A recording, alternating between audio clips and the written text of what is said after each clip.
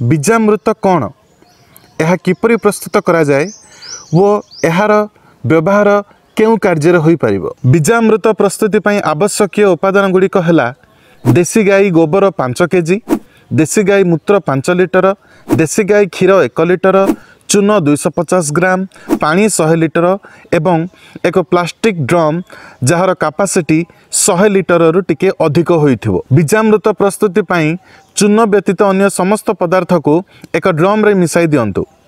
एक अलग पात्र रे अध लिटर पानी रे 250 ग्राम चून पकाई 2 घंटा रखि दियंतु। एहा परे चून मिश्रित पानी को ड्रम रे मिसाई बाड़ी रे घांटी दियंतु। प्रति अध घंटे थरे चून मिसिला पर्यंत ड्रम रे थिबा समस्त पदार्थ को घांटंतु। एही घोल को बिहन बा चारामूल विशोधन पई व्यवहार करा जाए।